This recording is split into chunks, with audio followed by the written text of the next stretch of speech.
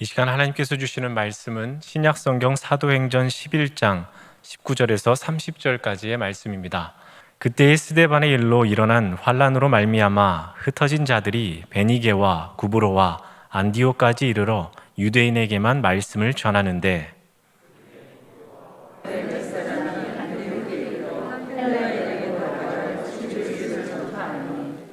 주의 손이 그들과 함께 하심에 수많은 사람들이 믿고 주께 돌아오더라.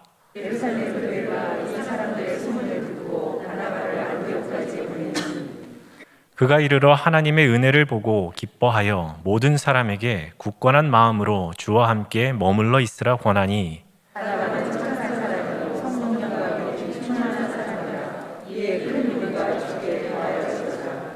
바나바가 사울을 찾으러 다소에 가서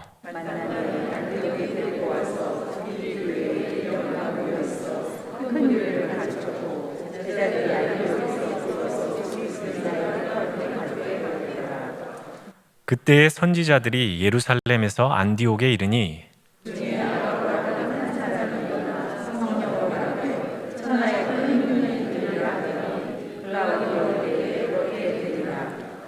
제자들이 각각 그 힘대로 유대에 사는 형제들에게 부조를 보내기로 작정하고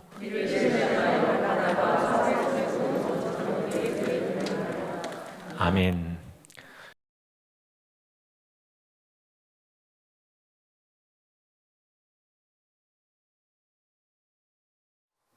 교회를 다니십니까? 단순해 보였지만 2018년도 12월에 한국 기독공부에 실린 이 질문과 기사의 내용들은 참 오랜 시간 저를 고민하게 하였던 것 같습니다. 지금까지 예수님을 믿는다는 말에는 교회를 출석하는 것과 신앙생활이 전제되어 있었기 때문입니다. 하지만 더 이상 예수님을 믿는다는 것은 교회 출석과 신앙생활을 포함하지 않게 되었고, 예수님에 대한 신앙은 고백하지만 교회를 출석하지 않거나 교회를 떠난 성도들이 많아지게 되었다는 내용이었습니다. 그러면 기자는 이제는 예수님을 믿으십니까? 라는 질문 뒤에 교회도 다니십니까? 라는 질문을 해야 하는 상황이 되었다고 글을 적었습니다. 예수님을 믿는다는 말은 이제 한 개인이 가진 내적 신앙의 고백이 되진 않았나 생각이 됩니다. 이렇게 예수 그리스도에 대한 신앙은 가지고 있으나 교회는 출석하지 않는 이들을 가나안 성도라고 부릅니다.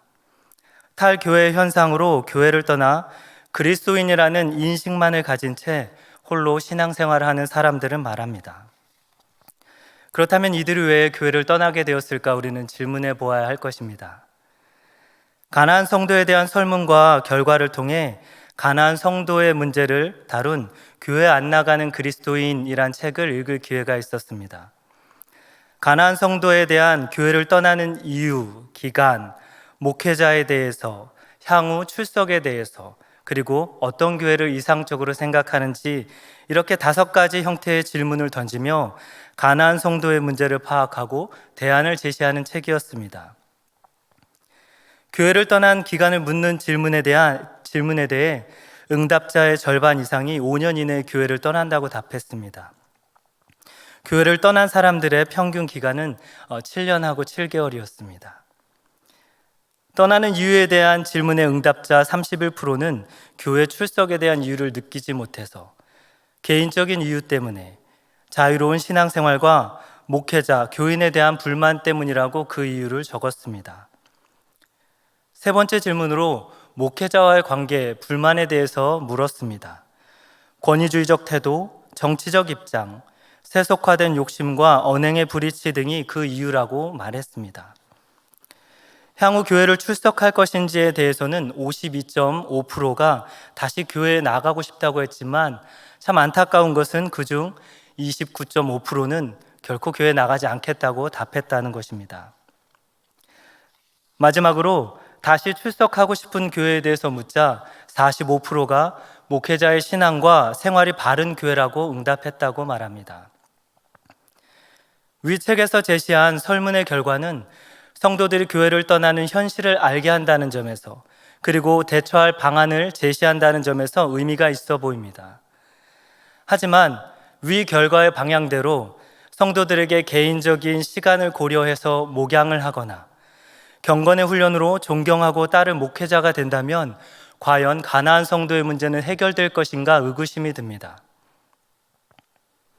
오히려 설문 결과를 통해 저에게 들었던 생각은 교회와 신앙생활을 결정하는 기준이 설문 참여자 자신에게 있는 것은 아닌지 질문하게 됩니다. 목회자의 인격과 도덕적인 모습만으로 교회 출석을 결정하고 신앙생활을 결정하는 것은 어쩌면 성경이 말하는 교회를 잘 알지 못하고 또 성경이 알려주는 교회에 대한 이해를 잘못 갖게 할 수 있다는 생각이 들었습니다. 가나안 성도의 문제는 책에서 제시한 방향대로 단순히 새로운 형태의 교회를 만들거나 목회자 개인의 변화로만 해결되지 않을 것 같습니다. 그럼에도 가나안 성도의 문제를 우리가 눈여겨보아야 할 것은 그들이 우리에게 던지는 질문의 의도와 목적입니다. 그 질문의 의도와 목적은 바로 교회는 무엇인가입니다. 오늘 본문 속에도 한 교회를 만날 수 있습니다. 바로 안디옥 교회입니다. 수리아 안디옥은 로마 제국에서 로마와 알렉산드리아 다음으로 번영했던 도시라고 합니다. 큰 규모와 왕조의 이름으로 세워진 안디옥은 지금의 터키 동남쪽에 위치하고 있었습니다. 하나님은 세상의 중심에 세워진 안디옥 공동체와 함께 하셨습니다. 바나바는 그러한 이들을 보며 하나님의 은혜를 고백했고 안디옥에 살던 사람들은 안디옥 교회의 모습을 보며 그들을 그리스도인, 그리스도를 따르는 사람들이라고 불렀습니다. 이 시간 세상의 중심에서 출발한 안디옥 교회의 특징을 살펴보며 교회를 떠나는 상황 속에서 교회로 살아가야 하는 우리에게는 어떤 의미가 있는지 살펴보고자 합니다. 안디옥 교회는 오늘 본문을 통해서 특징을 살펴본다면 첫 번째, 흩어진 사람들에 의해 시작된 교회라고 보여집니다. 사도행전 7장은 스데반의 설교와 순교를 다루고 있습니다. 예루살렘 교회의 스데반의 순교는 큰 변화를 주었습니다. 본문 19절을 통해 알 수 있듯이 스데반의 일로 환란이 시작되었습니다. 이에 사람들은 유대와 사마리아와 땅 모든 곳으로 흩어져야만 했습니다. 예수님의 다시 오심을 기다렸던 제자들과 주를 따르던 무리들이 고난을 통해 흩어짐으로 유대인뿐만 아니라 헬라인에게도 주 예수를 믿는 은혜가 시작되었습니다. 그리고 성경은 이렇게 흩어진 사람들에게 하나님의 손이 함께 하심으로 수많은 사람들이 믿고 돌아왔더라라고 우리에게 가르쳐주고 있습니다. 베드로와 고넬료를 통해 나타난 이방 선교가 비로소 안디옥 교회를 통하여서 시작된 것을 보게 합니다. 흩어짐은 하나님 선교의 중요한 특징입니다. 흩어짐은 교회의 출발입니다. 창세기 아담은 생육하고 번성하고 땅에 충만하라는 말씀을 받았습니다. 이를 이루기 위해 아담이 해야 했던 일은 무엇이겠습니까? 하나님이 지으신 에덴을 다니며 에덴의 모든 피조물을 만나야 했습니다. 아담에게 주셨던 사명은 창세기 9장 홍수 후에 노아에게도 똑같이 주어졌습니다. 생육하고 번성하고 땅에 충만하라. 그러한 모습을 창세기 10장은 노아의 족보를 통하여서 우리에게 보여주며 하나님의 백성들이 어떻게 흩어져 가게 되었는지를 우리에게 알려줍니다. 또 하나님은 여기서 그치지 아니하시고 창세기 11장을 통해 흩어짐과는 반대되었던 이야기도 우리에게 알려주십니다. 바로 바벨탑 사건입니다. 흩어짐을 면하려 하던 자들은 스스로 힘을 갖기 위하여서 이름을 내기 시작하였고 모여서 거대한 탑을 쌓기 시작했습니다. 하나님은 이러한 사람들의 모습을 기뻐하지 않으셨습니다. 오늘 본문에 흩어진 사람들을 통해 하나님이 함께 하셨을 때 기뻐하게 됐던 모습과는 사뭇 다르게 느껴집니다. 흩어짐은 모든 피조물 가운데 하나님이 나타나길 원하시는 선교의 방법입니다. 하나님은 흩어짐을 통해 모든 피조물 가운데 하나님이 존재하고 계시다는 것을 우리에게 알게 하시는 것입니다. 그리고 그 흩어짐을 통해 교회가 출발되었습니다. 하지만 오해하지 않으실 것은 모이는 것을 교회의 부정적인 의미로만 봐서는 안 되는 것입니다. 성도가 함께 모이는 건 역시 의미가 있습니다. 하나님의 부르심으로 모인 하나님의 백성들이 함께 예배한다는 것, 그것 자체로 하나님이 우리에게 주신 커다란 메시지를 세상에 전하는 것입니다. 세상의 사람들은 우리가 모이는 것만으로도 하나님이 존재한다는 것을 우리를 통해 볼 수 있기 때문입니다. 그렇기 때문에 모이는 것은 중요합니다. 그러나 모이는 것이 집중되고 균형이 깨어지게 되었을 때 교회는 사람의 이름으로 채워지게 되고 교회는 사람의 생각과 방법으로 움직여가게 될 것입니다. 주차장과 주유소를 한번 떠올려 보시길 바랍니다. 많은 사람들은 교회를 주차장으로 여기는 것 같습니다. 모여서 쉼을 얻고 자신의 목적을 따라 멈춥니다. 그리고 그 목적이 다 되면 어느샌가 떠나갑니다. 그러나 오히려 교회는 주차장이 아니라 주유소와 같다고 생각됩니다. 예배와 모임을 통해 예수 그리스도를 바르게 알게 됩니다.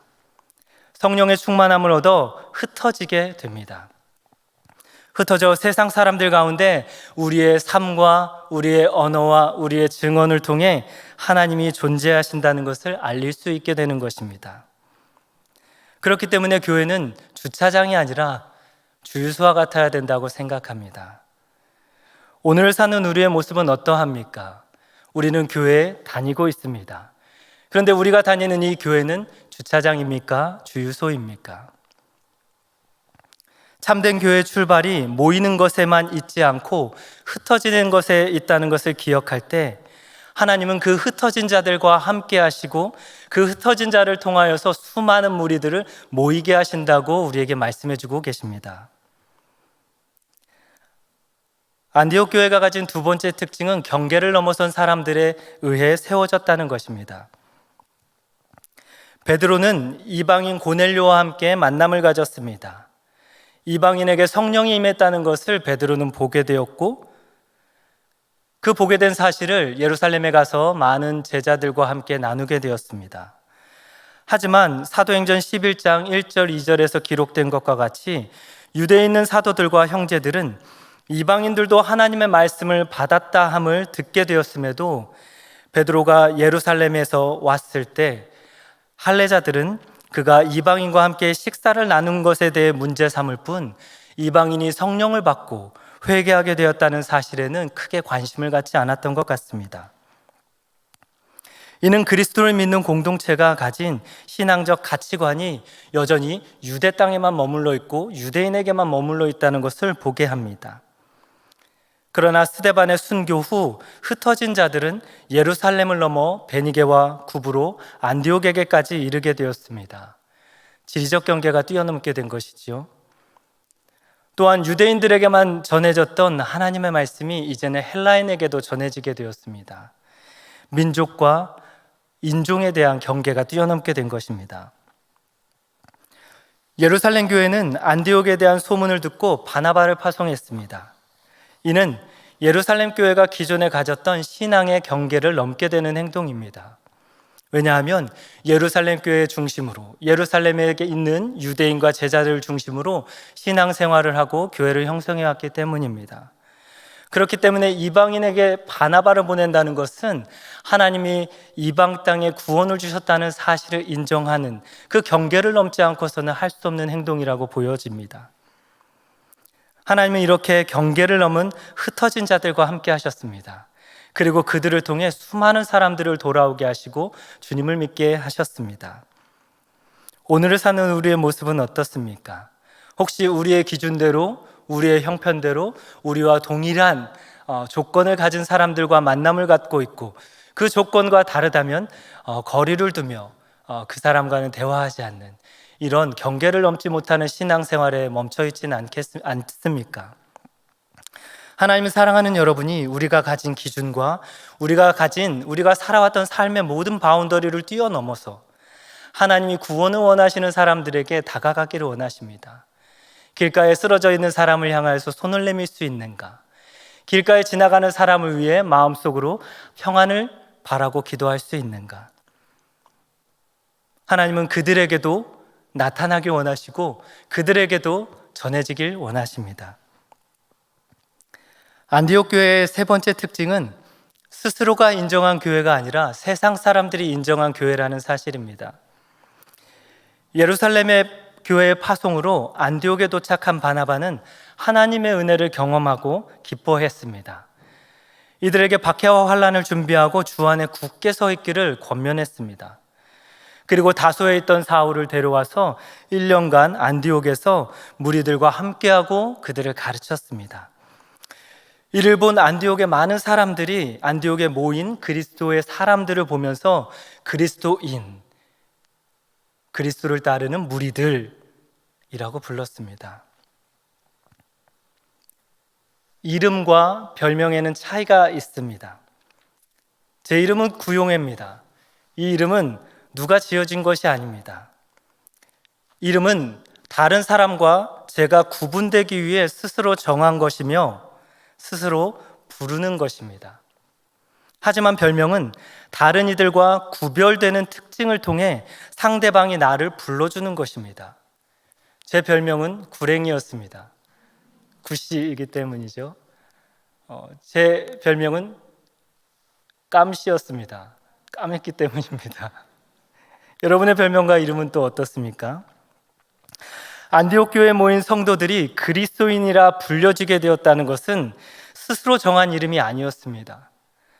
1년간 모여 살아가는 그들을 보며 안디옥 교회 주변에 있는 사람들이 인정해주고 그들이 안디옥 교회 사람들의 특징을 보면서 확인했던 내용인 것입니다. 마치 별명과 같은 것이죠. 이는 세상이 성도들을 볼 때 예수를 믿는다는 것과 그리스도를 따른다는 것이 분명하게 나타났기 때문에 그들이 그리스도인이라고 불림받게 되었다는 것입니다. 그런데 여기서 그치지 않고 한 사람에 의해서 불려진 것이 아니라 안디옥에 살던 수많은 사람들이 안디옥 공동체를 보며 안디옥 교회를 보며 그리스도인이라고 표현했다는 사실입니다. 물론 이 표현이 칭찬일지 비난일지 어떠한 의도일지는 분명하지 않을 수 있습니다.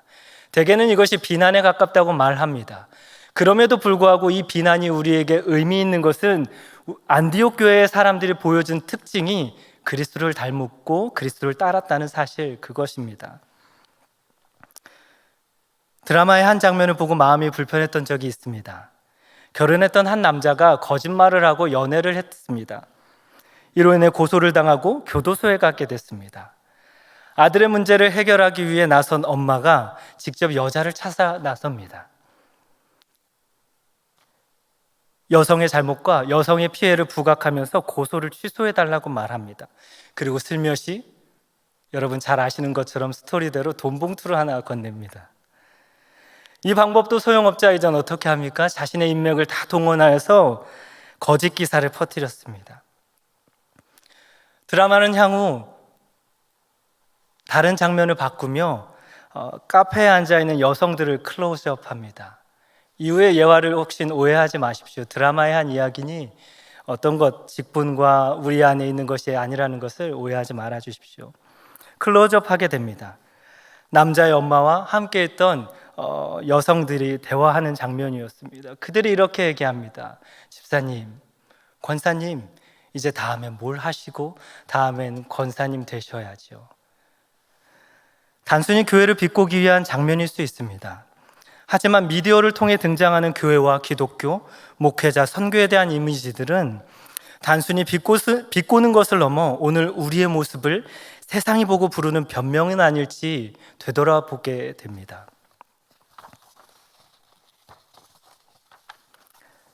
안디옥 교회의 네 번째 특징은 말씀을 실천하는 것에 있었습니다. 이스라엘 백성들의 흩어짐으로 복음이 전해졌습니다. 그리고 경계가 넘어가게 되었습니다. 그리고 경계를 넘어 사람들이 모여들기 시작했습니다. 사울과 바나바를 통해 훈련받은 안디옥 교회는 초대교회의 모습과 같이 말씀에 헌신했을 뿐 아니라 서로의 필요를 돌보는 공동체가 되었습니다.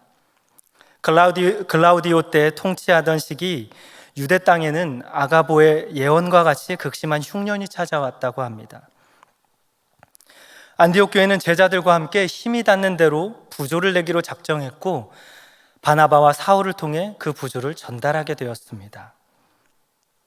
흉년에 대한 안디옥의 부조는 1년간 사울과 바나바를 통해 가르침을 받게 된 안디옥 교회의 첫 실천이었습니다. 그리고 이 실천은 교회가 다른 이들을 위해 존재한다는 것과 이방인 교회가 경계 밖의 사람들을 향해 실천했다는 첫 선교의 시작점이라는 것에 의미가 있습니다. 단순히 흉년에 부조를 하는 것, 구제 의미 이상이라는 것입니다. 왜냐하면 흉년은 생명과 삶의 근간을 흔들어 놓기 때문입니다. 창세기 12장과 26장에는 큰 흉년을 겪은 아브라함과 이삭에 대한 이야기를 기록하고 있습니다. 큰 흉년은 이들의 삶의 자리를 이동하게 했을 뿐 아니라 그들의 신앙의 근간까지로 흔들고 그들 스스로가 판단하여 그 어려움을 극복해 갈 방법까지도 생각하게 하는 어려움이 되었습니다. 단순히 흉년, 먹을 것이 없었지라는 의미보다는 그 흉년을 겪어야 될 사람들에게는 생명의 문제이며 구원의 문제이며 존재의 문제였습니다. 그런 예루살렘 교회, 안디옥 교회가 부조를 내기로 결정했다는 것은 단순히 헌금을 모아서 도와주는 것 이상으로 이방 땅의 교회가 첫 선교를 행한 사례라고 여겨집니다. 안디옥 교회는 이렇게 흩어지고 자신들이 생각하는 가치관과 신앙과 범위를 넘어서 경계를 넘는 교회였습니다. 그렇기 때문에 하나님이 그들과 함께 하셨고 그들에게 더 많은 믿는 무리들을 허락하여 주셨습니다. 그들을 본 안디옥에 살았던 사람들이 그들에게 지어준 별명은 그리스도인이었습니다. 그리고 그 별명에, 그 호칭에 멈추지 않고 그들은 말씀을 실천했으며 배운 대로 살아갔습니다. 오늘을 사는 교회를 다니는 교회된 우리의 모습은 어떠합니까? 정말 우리는 예수님을 믿고 교회에 다니는 참된 그리스도인이라고 불릴 만한 자격이 있는가 돌아보아야 할 시기는 아닌지 모르겠습니다.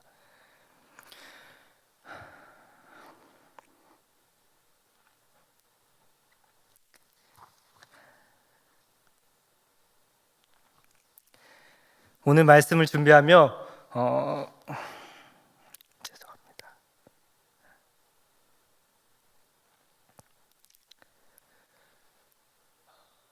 교육전도사 때 맞은편 옥상에 살던 아저씨가 떠올랐습니다. 주일 일부 예배를 마치고 잠시 집에 가기 위해 교회 뒷골목을 지나갔습니다. 골목을 지나자 그 아저씨가 술에 취해 앉아있는 모습을 보게 되었습니다. 한 손에는 막걸리 서너 병이 든 검정 비닐봉지를 들고 걷지 못한 채 주저앉아 엉덩이를 질질 끌며 한 걸음 한 걸음 집에 가고 계셨습니다.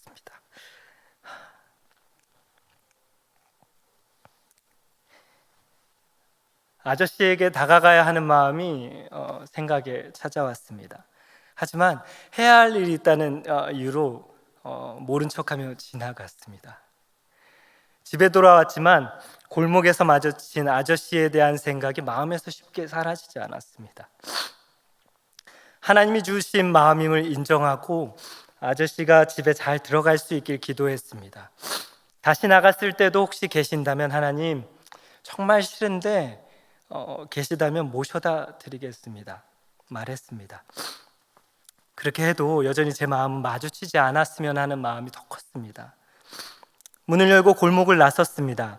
여전히 그 아저씨는 골목 끝에 앉아 있었습니다. 불편한 마음으로 아저씨를 부축해 계단을 따라 옥상에 올라갔습니다. 집에 도착해 문을 여니 한 명 정도 사용할 수 있는 부엌과 한 사람 정도 누울 수 있는 작은 방이 있었습니다. 방에선 오래된 냄새와 먹고 남은 라면, 그리고 시간이 얼마 되었는지 알지 못하는 김치 냄새가 코를 찔렀습니다. 아저씨를 부축해 방에 들어가게 하는 인사를 드리고 나오려 했습니다. 그런데 아저씨는 고마웠는지 제 손을 잡고 들어오라고 말씀하셨습니다. 아저씨의 손과 저의 손이 작은 문턱 사이에 놓였습니다. 일이 있어서 다음에 오겠다는 거짓말로 아저씨의 손을 뿌리치고 교회로 갔습니다. 문턱 하나 넘지 못하는 저의 마음을 발견한 날이었습니다. 냄새와 환경의 경계도 넘지 못하는 저를 마주하게 된 날이었습니다. 그런데 생각해 보니까 이런 저를 위해 예수님은 하늘 보좌를 버리고 이 땅에 오셨고, 그 아저씨에게서 났던 냄새보다도 저에게 풍기는 마음의 악취들이 더했을 텐데, 예수님은 그 경계를 넘어 저를 살리기 위해 이 땅에 오셨습니다. 그리고 자녀 삼아 주시고 아들이라고 얘기하시고 지금도 여전히 사랑하고 계신다고, 돌보고 계신다고, 내가 너와 함께 하신다고 언제 어디서든 말씀해 주고 계셨습니다. 오래된 문턱 하나 넘지 못하는 저를 발견하니 전도사라는 명찰을 달고 있는 제 가슴과 제 직함이, 그리고 제 자신이 부끄러웠습니다. 아저씨를 만났던 그 기억은 지금도 제 신앙과 삶, 그리고 선교, 그리고 교회가 무엇인지에 대한 질문에 큰 영향을 주었습니다. 사랑하는 여러분에게 다시 한번 묻습니다. 교회를 다니십니까? 하나님은 흩어진 사람들을 통해 안디옥 교회를 이방 땅에 세우셨습니다. 하나님은 경계와 문턱을 넘어 복음이 전해지길 원하셨습니다. 그리고 그 모습을 예수 그리스도를 통하여 우리에게 보여주셨습니다. 하나님은 이런 교회와 함께 하시고, 이런 교회와 함께 하심으로 믿는 사람들이 이를 보고 기뻐하게 해주십니다. 사람들은 이를 보고 그리스도인이라고 그들을 부르게 될 것이고, 그리스도를 따르는 공동체라고 부를 것입니다.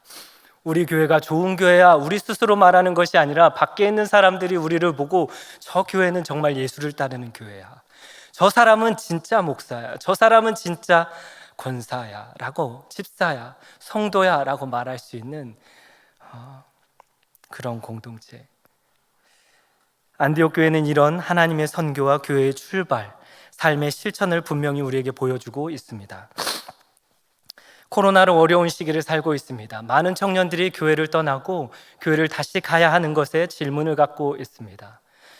교회를 다시 간다 해도 여전히 바뀌지 않는 현실과, 여전히 교회 중심적인 모임과 교회 중심적인 교육들이 이제는 청년들에게는 답답함이 되는 것 같습니다.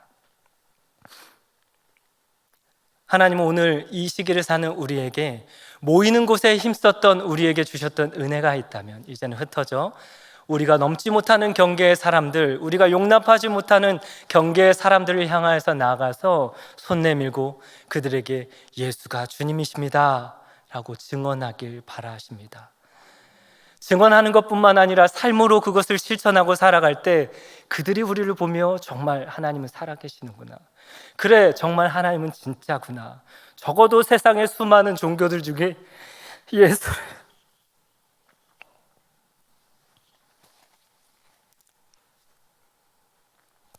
예수를 믿는 것이 진짜구나 말할 수 있게 될 줄을 믿습니다.